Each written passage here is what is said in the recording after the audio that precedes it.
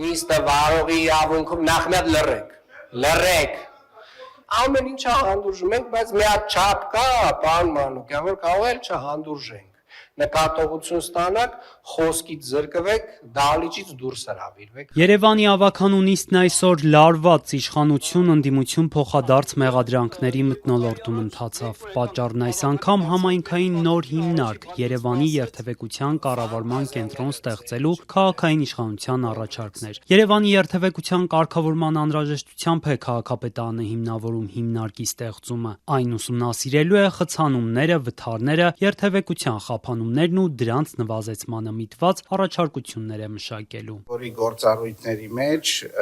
պետք է մտնի տարբեր միջոցառումների եւ պրոյեկտների իրականացումը կապված երթևեկության կազմակերպման եւ կառավարման հետ։ Համայնքային նոր հիմնարկն ունենալու է 74 աշխատակից։ Ամենաբարձրը 1.800.000 դրամ աշխատավարձը տնօրենի հաստիքի համար է նախատեսվում։ Առանձին աշխատողներ 1.700.000 դրամից մինչև 230.000 դրամ կստանան։ Օրինակ, պահակները կամ հավաքարարները։ Երևանի բյուջեից ամսական ավելի քան 41 միլիոն դրամ կհատկացվի հիմնարկի գործունեության համար։ Նոր հիմնարկին կտրվի Երևան տրանս ընկերության գործառույթների մի մասը։ Ըստ փոխքաղաքապետ Սուրեն Գրիգորյանի, Երևան տրանսն ավելի ուշ պետք է լուծարվի։ Ասում եք բյուջետային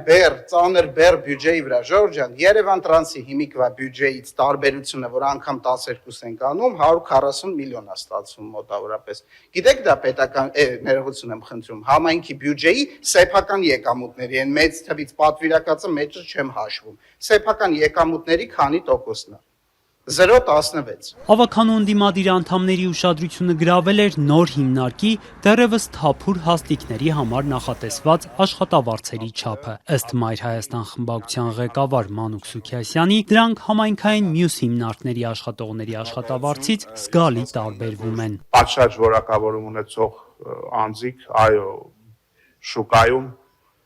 բավականաչափ բարձր են վարձատրվում եւ որոշակի մասնագիտություններ այո կարող են շեշտակի բարձր լինել, բայց համատարած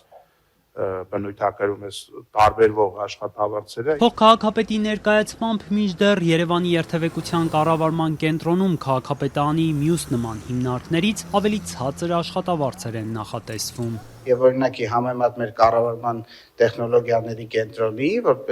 որտեղ նույնպես ունենք տեխնոլոգիաների ոլորտի աշխատակիցներ, որպես արդեն կայացած հիմնարկ եւ շատ արդյունք տված հիմնարկ ավելի շատ ռեսուրս է իրենց տրամադրվում, քան նախատեսվում է տրամադրել այս հիմնարկին մեկնարկային կետում։ Բնականաբար արդյունքների ապահովմանը զուգահեռ կարող է այդ ռեսուրսը ավելացվել։ Այստեղ մարդիկ ստանալու են 230-286 դրամ աշխատավարձ, պահակը, վարորդը, էլեկտրիկը, ուրեմն մանկապարտեզի եւ պոլիկլինիկայի աշխատողները ավելի արժանի են այս նմանատիպ աշխատավարձ եւ ավելի աշխատավարձ ստանալու։ Երբ որ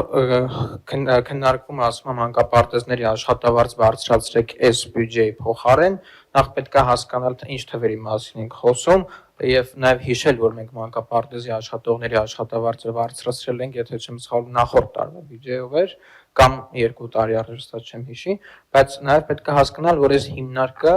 աշխատելու է միլիոնից ավել մարդկանց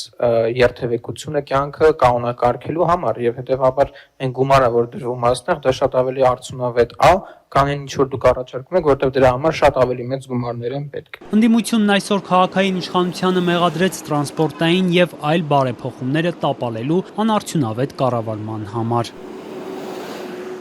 Խնդիրը ստե հիմնարկ բացել, փակելը չի, խնդիրը ստե պատասխանատու կոմպետենտ գրագետ անձնակազմ ունենալն է։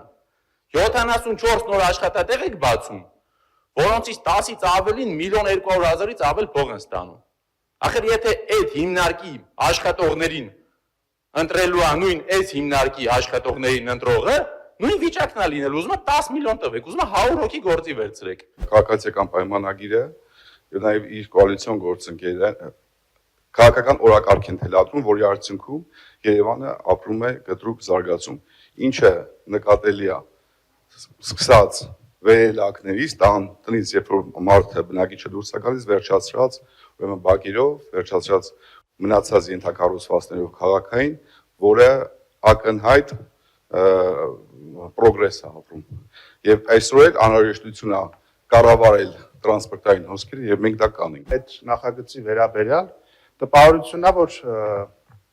սայլը բերում ձիուց առաջ են դնում։ Տրանսպորտային ռեֆորմների հիմքում պետք է լիներ նման կենտրոնի ստեղծումը, որը կաներ